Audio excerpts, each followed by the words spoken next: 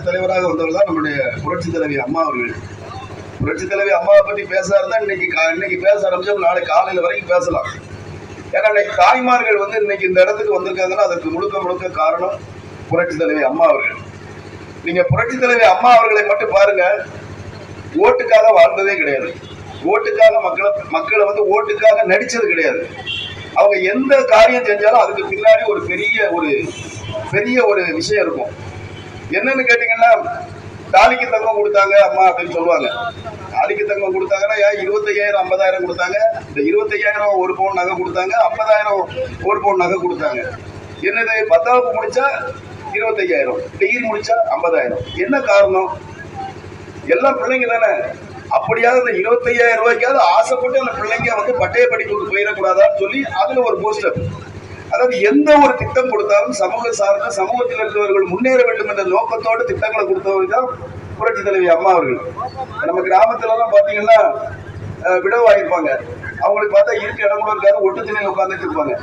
அப்ப இதை அம்மா பார்த்தாங்க, சமூகத்துல அவங்களே ஒரு பெரிய இடத்துக்கு கொண்டு வரணும், சமுதாயத்தில் ஒரு நல்ல இடத்துக்கு கொண்டு வரணுங்கிறதுக்காக நம்ம புரட்சி தலைவி அம்மா அவர்கள் என்ன பண்ணாங்க, அவங்கள பொருளாதாரத்துல முன்னேற்றணும்.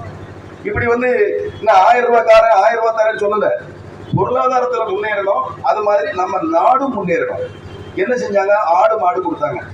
அப்ப கூட இந்த திமுக காரன் சொன்னா தமிழ்நாட்டு மக்கள் எல்லாம் அந்த அம்மா மாடு மேய்க்க போய் சொல்லுதுன்னு, அவங்க அதை கண்டுக்கிடவே இல்லை. ஆனா கொடுத்தாங்க. ஆனா எத்தனையோ பெண்கள் பாருங்க, 3 ஆடு ஒரு கடா 4 குட்டி கொடுத்தாங்க. அதை 40 ஆக்கி 400 ஆக்கி அவங்களுடைய பொருளாதாரத்தை முன்னேற்றி பிள்ளைங்களை கல்யாணம் பண்ணி கொடுத்தவங்க இருக்காங்க, வீடு கட்டினவங்க இருக்காங்க. இன்னைக்கு வரைக்கும் 100. இப்ப எங்க எடுத்துக்கிட்டீங்கன்னா மலையராமபுரத்துல பாத்திரன்னு ஒரு அண்ணன் இருக்காரு. இப்பமா அவர் வீட்டுல பாத்தீங்கன்னா 50 ஆடு நிக்கி. என்னன்னு கேட்டா அம்மா கொடுத்த 4 ஆடுன்னு சொல்றாங்க. இன்னும் இல்ல, அவங்க அம்மா விடவா இருந்தாங்க, அவங்களுக்கு கொடுத்த அந்த ஆடு மாடு இன்னைக்கு அவ்வளவு பெரிய இருக்கு. அப்ப அவர் சமுதாயத்துல ஒரு பெரிய இடத்துக்கு வராங்க. இவன் ஒரே வார்த்தையில சொன்னான், உங்களை ஆடு மாடு மேய்க்க சொல்றாரு அப்படின்னு சொன்னாங்க. ஆனா அம்மா வந்து அதை பார்க்கல, உங்களுக்கு பொருளாதாரத்துல முன்னேற வைக்கணும்னு பார்த்தாங்க. இன்னொன்னு எடுத்துக்கோங்க, பெண்களை பற்றி உணர்வுகளை பற்றி முழுமையா உணர்ந்தவங்க. உங்களுக்கு புரியுதமா சொல்றேன், நீங்க இந்த ஆலமரம் பஸ் ஸ்டாண்ட் உள்ள பாருங்க, அந்த பாலூட்டு மறைன்னு ஒண்ணு வச்சிருப்பாங்க. நீங்க அதை வந்து சும்மா சாதாரணமா நினைக்காதீங்க. அந்த பாலூட்டு மறைங்கிறது வந்து ஒரு பெரிய விஷயம். இந்த ஆலமரத்தை விட்டு இந்த நல்லூர்ல இருந்து ஒருத்தங்க அவங்க குழந்தை எடுத்துட்டு ஒரு டாக்டர்கிட்ட பார்க்க வராங்கன்னு வைங்களேன். வீட்டுல இருந்து கிளம்பி பஸ் ஸ்டாண்டுக்கு வருவாங்க, அதுல ஒரு 15 நிமிஷம் போயிடும். பஸ்ஸுக்காக ஒரு 10 நிமிஷம் நிற்பாங்க. பஸ் ஒரு 1/4 மணி நேரம் கழிச்சு வரலாம், 1/2 மணி நேரம் கழிச்சு கூட வரலாம். அங்க இருந்து வரதுக்கு ஒரு 1/4 மணி நேரம். பஸ் ஸ்டாண்ட்ல வந்து இறங்க பார்த்தாலும் 1 மணி நேரம் ஆயிடும். 1 மணி நேரம் ஆனது பச்சிளம் பிள்ளை என்ன செய்யும், வயிறு பசியில அழும். உங்களுக்கு தெரியாதுல்ல, 2 வாட்டி அந்த குழந்தை வந்து ஒண்ணுக்கு போயிடுச்சுன்னா அடுத்த நிமிஷம் வந்து பால் குடிக்கிறதுக்காக அழும். அப்ப இந்த தாய்மார் என்ன செய்வாங்கன்னா, இந்த முன்னாடி இருக்காங்க நம்ம பாட்டியம்மா, இவங்க வந்து அவங்க மகளை கூட்டு வந்திருப்பாங்க. அங்க இருந்து கூட்டு வந்து பாத்தீங்கன்னா எப்படி பால் கொடுக்குறது, ஏதாவது ஒரு காணரை பார்ப்பாங்க, போய் அந்த பிள்ளைய போய் உட்கார வச்சு அப்படி மறைச்சு நிற்பாங்க. அவங்க உள்ள உட்காந்து யாரு பாத்துருவாங்களோன்னு ஒரு பயந்து போய் அந்த பிள்ளைக்கு பால் கொடுத்துட்டு இருப்பாங்க. இதை புரட்சி தலைவி அம்மா அவர்கள் யோசிச்சாங்க, பெண்களுக்கு என்னென்ன அசௌகரியம்லாம் இருக்கு தமிழகத்துல அப்படின்னு பாக்குறாங்க. அப்போ இந்த தாய்மார்களுக்கு பால் கொடுக்கறது எவ்வளவு பெரிய விஷயம். போட்டு பஸ் ஸ்டாண்டு பூரா பாலூட்டும் அறை கொடுத்தாங்க. அந்த பாலூட்டும் அறைனா சும்மா சாதாரண கிடையாது. ஒரு பெண் வந்து ஒரு குழந்தைக்கு வந்து பால் கொடுக்குறாங்கன்னா சும்மா பசியாற்றுவது மட்டுமல்ல, அந்த பிள்ளைகளுக்கு அன்பு, பாசம், வீரம், நேசம், அந்த அவங்களோட உணர்வுகளை எல்லாத்தையும் கூட்டக்கூடியதான் அவங்களோட பசியாற்றுது. அதற்கு அந்த சூழ்நிலை எப்படி இருக்கணும், எவ்வளவு ஒரு அமைதியான ஒரு சூழ்நிலையா இருக்கணும், அந்த தாய் எவ்வளவு நிம்மதியா இருக்கணும். அந்த நிம்மதியை கொடுக்க வேண்டும் என்று பாலூட்டும் அறை கொடுத்ததுதான் நம்ம புரட்சி தலைவி அம்மா அவர்கள். பெண்களை எப்படி புரிஞ்சிருக்காங்க பாருங்க. இன்னைக்கு அந்த பாலூட்டு அறையை போய் பாருங்க, நூலாம்படம் அடைஞ்சு கிடக்கு, நூலாம்படம் அடைஞ்சு கிடக்குங்க. இதுக்கெல்லாம் இந்த திமுகவுக்கு வந்து சரியான பாடம் தாய்மார்கள் கொடுக்கணும். நான்கு கொடுக்க தேவையில்லை, தாய்மார்கள் நீங்க கொடுக்கணும். நீங்க எப்படி ஏமாந்துருக்கீங்க, எல்லாம் டச் பண்ணி விட்டாங்க. இந்த எலெக்ஷனுக்கு முன்னாடி பாத்தீங்கன்னா எல்லாருக்கும் பெண்களுக்கும் உரிமை தொகை 1000 சொன்னா, அதுக்கப்புறம் எலெக்ஷன்ல ஜெயிச்சது கூட பாத்தீங்கன்னா தகுதி உள்ளவங்களுக்கு 1000 ரூபாய் தான். அப்ப அதுல பாத்தீங்கன்னா ஒரு 50% பேர் கொடுத்தான். அந்த 50% பேர் யாருன்னு சொன்னீங்கன்னா, அவங்க ஏற்கனவே விடோ பென்ஷன் வாங்கிறதாங்களா கட் பண்ணிட்டான், முதியோர் பென்ஷன் வாங்கினா கட் பண்ணிட்டான், பெரிய நோயால பாதிக்கப்பட்டிருந்தாங்கன்னா அதுல வாங்குற பென்ஷனை கட் பண்ணி அவங்க எல்லாம் ஒன்னா சேர்த்து கொஞ்சம் பேரை மட்டும் சேர்த்து ஒரு 50% பேருக்கு 1000 ரூபாய் கொடுத்தான். அப்ப நம்ம என்ன நினைச்சோம், மீதி பாதி பேரு நமக்கு ஓட்டு போட்டுருவான், அந்த 1000 பேரு அவங்களுக்கு போட்டுருவான் நம்ம நினைச்சோம். ஆனா திமுக காரன் வந்து பாத்தீங்கன்னா வில்லாதி வில்லை. அவன் வந்து ஒரு விஞ்ஞான கொள்ளையடிக்கவன். அவன் என்ன பண்ணான், நேரே போனான், இந்த பாட்டியை போய் பாக்குது, ஏமா உங்களுக்கு 1000 ரூபாய் வருதா? ஐயா வருது ஐயா. நீ இந்த எலெக்ஷன்ல மட்டும் திமுகவுக்கு ஓட்டு போடலன்னா முடிஞ்ச உடனே 1000 ரூபாய் கட் பண்ணிடுவேன்னு சொல்லிட்டான். உடனே இந்த அம்மா என்ன பண்ணுச்சு, அம்மாடி போச்சு, இன்னைக்கு யார் கையில நம்ம நிக்கிறது 1000 ரூபாய் வந்து பாருங்க, குடிஞ்சு குடிஞ்சு சிரிக்காங்க. உண்மைதான் நடந்த உண்மையை சொல்லிட்டேன்னா. அதுக்கப்புறம் பாருங்க, அதுல ஒரு அக்காட்ட போய் கேட்காங்க, அவ என்ன சொன்னா, எனக்கு 1000 ரூபாய் தரல தப்ப அப்படின்னு சொன்ன உடனே அந்த திமுக காரன் தெரிஞ்சுக்கிட்டு நேரே போறான், உங்களுக்கு 1000 ரூபாய் வந்திருக்கா, வரல, அப்ளிகேஷன் அப்படிங்க, இதை நீங்க ஃபில்அப் பண்ணி தாங்க, இந்த எலெக்ஷன் முடிஞ்ச உடனே உங்களுக்கு வந்துடும். திமுக ஜெயிச்ச உடனே ஜெயிச்சாதான் உனக்கு வரும், இவன்கிட்ட நீ போட்டா தான் உனக்கு பணம் வரும்ட்டா, உங்களுக்கு நீங்க ஜெயிச்சா தான் வரும்னு ஒண்ணு எல்லா பொம்பளைகளும் ஏமாந்து போய் போட்ட பூரா போட்டா எழுதிங்க. கடைசியில பாத்தீங்கன்னா இன்னைக்கு அவன் நாட்டை கொள்ளையடிக்கிறதுக்கு எல்லாரும் சவப்பட்டியில அனுப்பின பிறதான் விடுவான்னு நினைக்கிறேன். அவன் வந்து எப்பவுமே ஏமாத்துவாங்க. நீங்க 2006 வந்து 2 ஏக்கர் நிலம் தாரேன்னு சொன்னான்ல, 2 ஏக்கர் நிலம் தாரேன், நீங்க எனக்கு ஓட்டு போடுன்னு சொன்னீங்க, அன்னைக்கு ஓட்டு போட்டீங்க. 2011 வரும்போது யாராவது கேட்டீங்களா, ஏய் எனக்கு 2 ஏக்கர் தாரேன்னு சொன்னல, யாராவது கேட்டீங்களா? கேட்டா பொய்யான வாக்குறுதி உங்களுக்கு கொடுக்க மாட்டான்ல. சரி, இந்த 1000 ரூபாய் மட்டும் உங்களுக்கு தெரியுது. இப்ப வந்து பாத்தீங்கன்னா சிலிண்டருக்கு 100 ரூபாய் மானியம் தரேன்னா தந்தானா? தரல. 5 பவுன் நகை அப்ப ஒருத்தர் பெற்று விட்டுருக்காரு, உதயநிதி ஒரு அவர் ஓட்டு கூட பேசும்போது, வா வா வா வா நகையை புறம் கொண்டாந்து வாங்கி, நம்ம ஆட்சி வரப்போகுது, நம்ம தலைவர் வர போறாரு, உங்களுக்கு பூரா தள்ளுபடிலாம் எல்லாம் வீட்டுல இருக்கிறத எல்லாத்தையும் அத்து கொண்டு போய் 5 பவுன வச்சிங்க. கடைசியில என்னாச்சு? அதுவும் போச்சு. விவசாய கடனை தள்ளுபடி பண்ணானா? பண்ணல. அப்புறம் கல்வி கடனை தள்ளுபடி பண்ணுவேன்னா பண்ணானா? பண்ணல. அவ கனிமொழி என்ன சொன்னா, நல்ல வாயிலே வடை சுடுவாங்க, அதாவது தமிழ்நாட்டுக்காக அவங்க குடும்பம் தான் வாழும். இல்ல என்னன்னா தமிழகத்துல வந்து இளம் உதவிகள் நிறைய பேர் வந்துட்டாங்களா, எல்லாரும் குடிச்சு செத்து போறாங்களா. நான் இன்னைக்கு எங்க போனேன்? அப்ப என்ன சொன்னா, மதுவிலக்குக்கு நாங்க எதிரானவன்னு சொன்னோம். இன்னைக்கு மதுவிலக்கு பாருங்க, எல்லா இடத்துலயும் மது இல்லாத இடமே கிடையாது.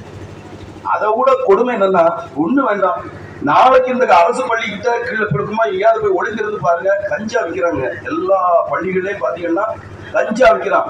இன்னைக்கு உங்க பிள்ளைகளை வந்து நீங்க சென்னைக்கு வேலை படிக்கிறதுக்கு அனுப்ப முடியாது.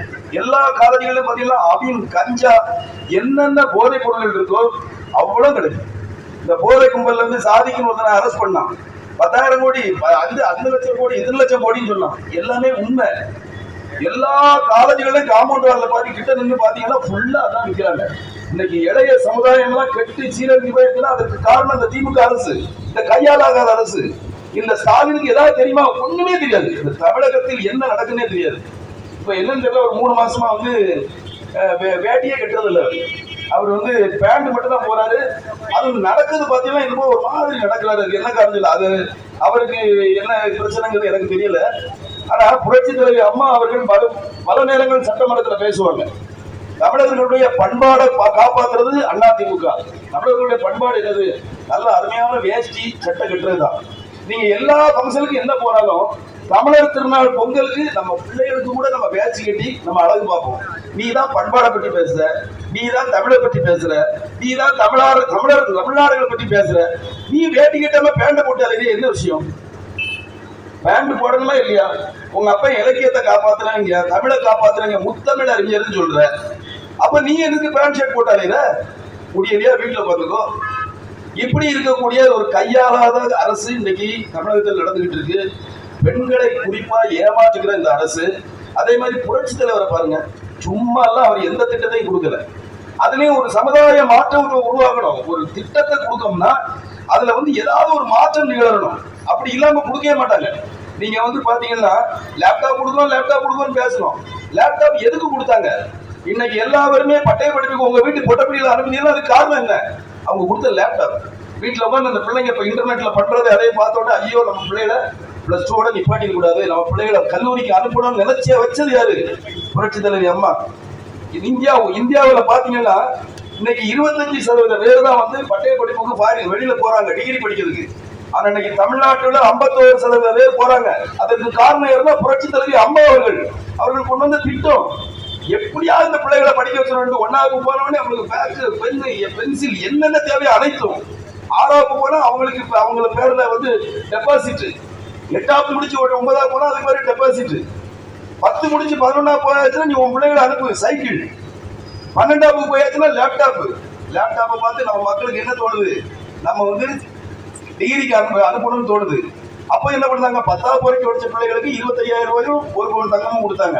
அதோட நிறுத்தக்கூடாதுன்னு சொல்லி கூட 25,000 ரூபாய்க்காவது இந்த பிள்ளைங்களை காலேஜுக்கு அனுப்ப வைக்கணும்னு வச்சது யாரு? புரட்சி தலைவி அம்மா அவர்கள் 50,000மும் ஒரு பவுன் தங்கமும் கொடுத்தாங்க.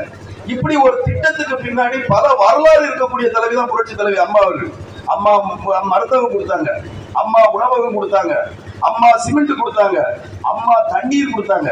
இந்த தண்ணீரை தான் இந்த முதலமைச்சர் ஸ்டாலினோட ஒய்ஃப் இன்னைக்கு பாட்டில் பாட்டிலா இந்தி தமிழ்நாடுக்குள்ள எடுத்துக்கிட்டு இருக்கு. வேற ஒண்ணுமே இல்லை. அம்மா உணவகம்னு ஒண்ணு நீங்க கேள்விப்பட்டிருப்பீங்க, எல்லா நகராட்சியிலையும் இருக்கும், எல்லா மாநகராட்சியிலையும் இருக்கும். இந்த ஒரு விஷயத்த மட்டும் சொல்லிட்டு நான் நிறுத்திக்கிறேன். அந்த அந்த உணவகத்துல பாருங்க எவ்வளவு பெரிய விஷயம். சென்னையில வந்து ஒருத்தன் வந்து ஆட்டோ ஓட்டுறான்னு வைங்க, அவன் வந்து ஒரு நாள் ஃபுல்லா ஓட்டினான்னா ஒரு 1,500 ரூபாயிலிருந்து 2,000 ரூபாய்க்கு ஓட்டுவான். பெட்ரோல் டீசல் இந்த டீசல் அல்ல பெட்ரோல் போட்டான்னா அது போக அவன் கையில 1000 ரூபாய் இருக்கும். அங்க உள்ள குடும்பத்தை நடத்தணும்னா கட்டாயம் ஒரு குடும்பம் நடத்துறதுக்கு 1000 ரூபாய் தேவைப்படும்.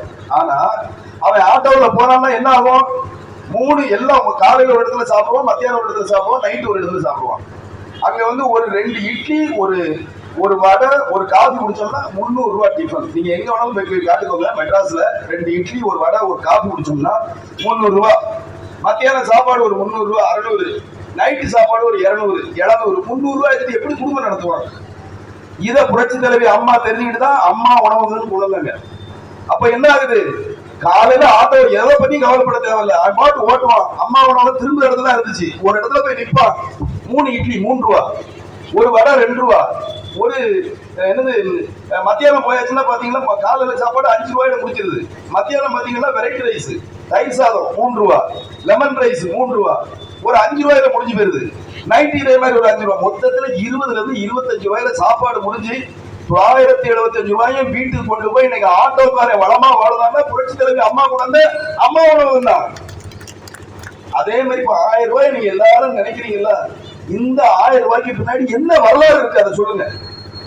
என்ன வரலாறு இருக்கு? ஒண்ணுமே கிடையாது. இந்த 1000 ரூபாய் எப்படி தாராங்கிறத நான் உங்களுக்கு சொல்றேன். நீங்க காலையில எந்திரிச்ச உடனே பாத்தீங்கன்னா எதனால உங்களுக்கு கஷ்டங்கள் வரும்.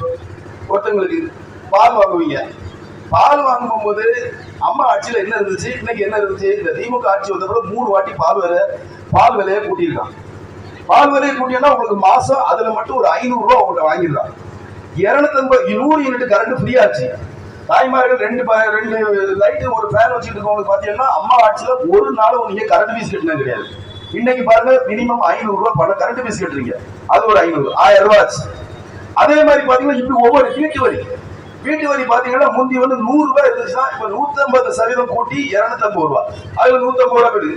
சொத்து வரி 150% கூட்டிங்க, எல்லாத்தையும் கூட்டி கழிச்சு பாத்தீங்கன்னா உங்கள்கிட்ட ஒரு மாசத்துக்கு 3000 ரூபாய் பிடிக்கலாம். சரி அதையும் விட்டுருங்க, எல்லாத்துக்கும் மேல உங்க வீட்டுல குடிக்கிறவங்க ஒருத்தங்க இருந்தாங்கன்னு வைங்களேன், எங்க சகோதரர் வீட்டுல தண்ணி அடிக்கிறாருன்னு வைங்களேன், ஒரு நாளைக்கு ஒரு குவார்டர் வாங்குறா 50 ரூபாய் கூட, 30 நாளைக்கு என்னாச்சு 1500 ரூபாய் கூட.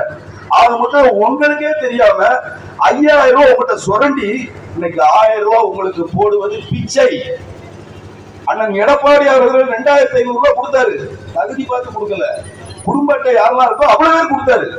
எடப்பாடி அண்ணன் மாதிரி ஒரு முதலமைச்சரை நீங்க பார்க்கவே முடியாது. ஏன்னா கீழே இருந்து வந்தவர், கிளை செயலராக இருந்து வந்தவர், ஒன்றிய செயலராகி, மாவட்ட செயலராகி, வாரிய தலைவராகி, எம்எல்ஏவாகி, அதுக்கப்புறம் உள்ள நெடுஞ்சாலைத்துறை அமைச்சராகி, கொள்கை பரப்பு செயலாளராகி, தலைமை நிலைய செயலாளராகி, அதுக்கப்புறம் பொதுச் செயலாளராகி, இன்னைக்கு முதலமைச்சராக இருந்து முழுமையாக ஒரு ஏழை எளியவர்களை பற்றி நாடி நரம்புகள் அனைத்தையும் தெரிந்த ஒரே முதலமைச்சர் அதற்கு எடப்பாடியார் அவர்கள்.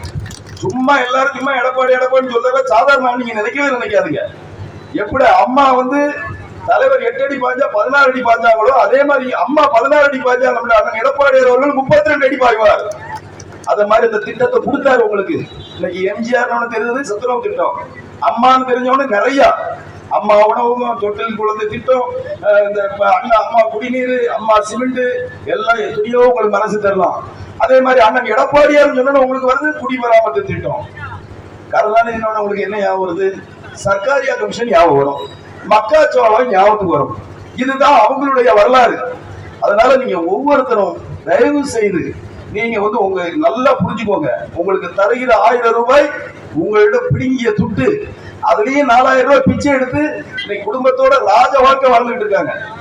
கருணாநிதி குடும்பம் இன்னைக்கு ராஜ வாழ்க்கை வாழ்ந்துட்டு இருந்தா நம்மளுடைய அறியாமை, நம்மளுடைய தெரியாமல் எடுத்த தவறு. தயவு செய்து நமக்கு நம்முடைய புரட்சி தலைவர் எம்ஜிஆர் நமக்காக உருவாக்கிய இயக்கம் ஜனநாயக இயக்கம். இந்த ஜனநாயக இயக்கத்துல இவர் அமைச்சர் ஆகலாம், அவர் எம்எல்ஏ ஆகலாம், அவர் மாவட்ட செயலர் ஆகலாம். அங்க இருந்த அண்ணன் எடப்பாடியார் பொதுச் செயலாளர் முதலமைச்சர் ஆகலையா? அதே மாதிரி நீங்களும் ஆகலாம். ஆனா திமுக அப்படி இல்ல. கருணாநிதி ஆனாரு, அவர் மகன் ஸ்டாலின் ஆனாரு, அவர் மகன் உதயநிதி ஆக போறாரு. அடுத்து ஒருத்தர் இன்ப நிதினு ஒன்று ரெடி ஆயிட்டான். இன்னும் ஒரு 2 வருஷம் கழிச்சா இன்ப நிதிக்கு ஏதாவது ஒரு நிதின்னு ஒண்ணு பிறக்கும், அதுவும் ரெடி ஆயிரும். அது பின்னாடி போறதுக்கு இந்த அடிமை திமுக காரன் தயாரா இருக்கான். நம்ம ஜனநாயக இயக்கத்தில் இருக்கிறோம். அனைத்து இந்திய அண்ணா திராவிட முன்னேற்ற கழகம் என்ற ஒரு மாபெரும் இயக்கத்துக்கு கீழே இருக்கோம்னா சாதாரண விஷயம் கிடையாது. ஒவ்வொருத்தரும் பெருமைப்பட வேண்டிய இயக்கம் இந்த இயக்கம். நம்மளை யார் அடையாளம் காட்டினாரோ எங்க புரட்சி தலைவர் எம்ஜிஆர் அந்த ஒரு மாபெரும் தலைவரை சின்னமாக கொண்டு அவரை பொறிக்கப்பட்டு அந்த மூவர்ண கொடியை கொடுத்து இரட்டை இலை சின்னத்தை நமக்கு தந்து ஏழை எளிய மக்களுக்காக உழைக்கின்ற ஒரு இயக்கமாக மாற்றி ஒரு ஜனநாயக இயக்கமாக உருவாக்கியவர் தான் நம்முடைய புரட்சி தலைவர் எம்ஜிஆர். அப்பேற்பட்ட இயக்கத்தில் இன்னைக்கு நீங்க நான்லாம் பயணிக்கணும்னா அதை போல் பெருமை என்றைக்குமே கிடையாது. அதுபோல் அண்ணன் எடப்பாடியார் அவர்கள் 2026 முதலமைச்சர் ஆவதை யாராலும் தடுக்க முடியாது. ஏன்னு கேட்டீங்கன்னா ஸ்டாலினா எடப்பாடியாரான்னு சொல்லி பார்க்கும்போது அடிமட்ட மக்கள் வரைக்கும் நான் கேட்டுட்டேன், எடப்பாடிக்கு தான் என் ஓட்டு. அவரை மாதிரி ஒரு மனுஷனை பார்க்க முடியுமா? யார் வேணாலும் எளிமையா போய் பார்க்கலாம், யாருக்கு வேணாலும் அவர் பேசுறாரு. நம்மளுடைய உணவுகளை எல்லாத்தையும் முழுமையாக தெரிஞ்சவரு. அதுக்குதான் சொன்ன லைட்டா சொல்லிட்டு விட்டேன். பொங்கலுக்கு 2500 ரூபாய் கொடுத்தாரு. நம்ம எந்த மாதிரி சூழ்நிலை நம்ம கொடுத்தாங்க? நம்ம எப்பேற்பட்ட சூழ்நிலை உட்கார்ந்துருந்தோம். அன்னைக்கு வீட்டை விட்டு யாரும் வெளியே போக முடியல. அடுத்து என்ன நடக்க போகுதுன்னு தெரியல. ஒரு பெரிய தொற்று, கொரோனாங்கிற தொற்று, யாரும் வெளியே வர முடியல, சாப்பாட்டுக்கு வழி இல்ல. என்ன செய்யணும்னு பார்த்தாங்க. அண்ணன் எடப்பாடியார் 11 மாசங்கள் நீங்க அந்த இதுக்கெல்லாம் போங்க, எங்க நம்மளுடைய நியாய விலை கடைக்கு போங்க, பையன் மட்டும் கொண்டு போங்க, உங்களுக்கு தேவையான கூட வாங்கிக்கோங்கன்னு சொல்லி அனைத்தும் விலை இல்லாம கொடுத்தாரு. 11 மாசம் நல்லா யோசிச்சு பாருங்க தாய்மார்களே. 11 மாசமும் நியாய விலை கடையில அனைத்து பொருளையும் உங்களுக்கு ஃப்ரீயா கொடுத்தாரு. அதே மாதிரி பாருங்க பொங்கல். நம்ம தமிழ்நாட்டிலே அனைத்து ஜாதி மதத்துக்கு அப்பாற்பட்டு கொண்டாடக்கூடிய ஒரே பண்டிகை பொங்கல் திருநாள். அந்த பொங்கல் திருநாளுக்கு என்ன பண்ணாங்க? இன்னைக்கெல்லாம் சும்மா பேருக்கு சும்மா ஒரு மலை கரும்பு அந்த காஞ்சி போனது அதெல்லாம் கொடுத்தா பாருங்க. ஒருத்தர் கொடுத்த அந்த சக்கரபாணியின் ஒரு அமைச்சர் உங்களுக்கு சக்கரை கொடுத்தா பாருங்க, பானை செய்வதற்கு களிமண் கொடுத்த மாதிரி. ஆனா நம்ம அண்ணன் எடப்பாடி என்ன கொடுத்தாரு? முழு தோகை கூட வாடாத ஒரு அற்புதமான ஒரு முழு கரும்போட உண்மையிலே பாத்தீங்கன்னா ஒரு பொங்கப்படி கொடுத்தா எப்படி கொடுப்பாங்க? நீங்க நல்லா யோசிச்சு பாருங்க. அம்மா அவர்கள் பொங்கலுக்கு அதை கொடுக்க ஆரம்பிச்சது எதுக்கு? நல்ல வசதி வாய்ப்பா இருக்கவங்களுக்கு பாத்தீங்கன்னா காலம் பூரா பொங்கப்படி அவங்க பெற்ற வீட்டுல இருந்து வரும். கொஞ்சம் கடமைக்கு இருக்க வீட்டுல ஒரு 3 வருஷமா வரும். ரொம்ப ஏழப்பட்டவருக்கு எதுவுமே வராது. புரட்சி தலைவி அம்மா அவர்கள் பார்த்தாங்க, தமிழ்நாட்டில் இருக்கக்கூடிய அனைத்து தாய்மார்களும் என்னுடைய பிள்ளைகள் அவர்களுக்கு பொங்கப்படியா கொடுக்கன்னு சொல்லி முதல்ல பொங்கல் பரிசு 100 ரூபாயும் அந்த பொங்கல் கரும்பு துண்டும் நம்ம பாயசத்துக்கு தேவையான பொங்கலுக்கு தேவையான அனைத்து பொருட்களையும் பொங்கல் பரிசா கொடுத்தாங்க. அதுக்கப்புறம் அண்ணன் எடப்பாடி என்ன பண்ணாரோ முதல்ல வந்த உடனே 1000 ரூபாயும் பொங்கல் பரிசு கொடுத்தாங்க. 1000 ரூபாய் எப்படி கொடுத்தாரு? முழு தோகை காயாத ஒரு கரும்போட கொடுத்தாங்க. அதுக்கப்புறம் தான் அந்த கொரோனா பீரியட்ல என்ன பண்ணாங்கன்னா விவசாயிகளுக்கும் செஞ்ச மாதிரி ஆச்சு, மக்களுக்கும் கொடுத்த மாதிரி ஆச்சுன்னு அனைத்து காடுகாரங்களுக்கும் கருணாநிதியோட குடும்பத்துக்கும் 2500 ரூபாய் பொங்கல் பரிசு கொடுத்தவர் அண்ணன் எடப்பாடி அவர்கள் தான். அதுல எவ்வளவு உணர்வுகள் இருக்கு பாருங்க. நம்ம மக்கள் தமிழர் திருநாளை கொண்டாடணும், தமிழ்நாட்டுல சுட்சமா இருக்கணும். அதுக்காக அந்த பொங்கலுக்கு உண்மையான பொங்கல் பரிசை கொடுத்தது யாருன்னா நம்மளுடைய அண்ணன் எடப்பாடி. இப்ப பாருங்க பொங்கல் பரிசா நடக்குது. மிளகு, கடுகு, அதான் 21 பொருள் கொடுத்தாங்க. மிளகுக்கும் கடுகுக்கும் என்னங்க சம்பந்தம் பொங்கலுக்கு? அப்படின்னா எண்ணத்தை கூட்ட கூட கொள்ளை அடிக்க வசதியா இருக்கும். அதற்காக எந்த ஒரு திட்டமா வந்தாலும் நம்ம பைக்கு எவ்வளவு வருதுன்னு பார்க்கக்கூடியதான் திமுக. எந்த ஒரு திட்டத்தை கொடுத்தாலும் பொதுமக்களிடமும் சமுதாயத்திலும் என்ன பெரிய மாற்றத்தை உருவாக்கும் என்று பார்க்கக்கூடியதான் அண்ணா திமுக. அதனால எல்லோரும் பார்த்துக்கிட்டு இருக்க நம்ம கடைக்கார ஆட்கள்லாம் இருக்காங்க, அவங்க பாருங்க போன நம்ம ஆட்சியில ஒரு 1000 ரூபாய் அவன் அந்த கடை வாங்கி கொடுத்துருப்பான். இன்னைக்கு பாத்தீங்கன்னா 2500 ரூபாய் கட்டுவாங்க. அது தெரியாது. அவன் எண்ணெயில உட்காந்து வடையையும் போட்டாவையும் போட்டு கருவி அந்த துட்டை கொண்டு போய் அவன்கிட்ட வெட்டி அந்த பணத்தை கருணாநிதி குடும்பம் இன்னைக்கு வாழ்ந்துகிட்டு இருக்குன்னா இந்த பாவம் ஒரு நாள் விட்டு போகவே செய்யாது. எல்லாரும் மனசு விட்டு வரக்கூடிய தேர்தலில் அண்ணன் எடப்பாடியார் ஆட்சிக்கு வரணும். புரட்சி தலைவர் எம்ஜிஆர், புரட்சி தலைவி அம்மா அவர்கள் சேர்ந்த ஒரு ஒருங்கிணைந்த ஒரு அற்புதமான அரசு தமிழகத்தில் மீண்டும் அண்ணன் எடப்பாடியார் தலைமையில் உருவாக வேண்டும் என்று கேட்டுக்கொண்டு, பேரறிஞர் பெருந்தகையின் புகழை என்றைக்கும் போற்றுவோம். அவருடைய பிறந்த நாளில் மீண்டும் அண்ணன் எடப்பாடியார் ஆட்சி வர வேண்டும் என்று உறுதி கொண்டு விடைபெறுகிறேன். நன்றி, வணக்கம்.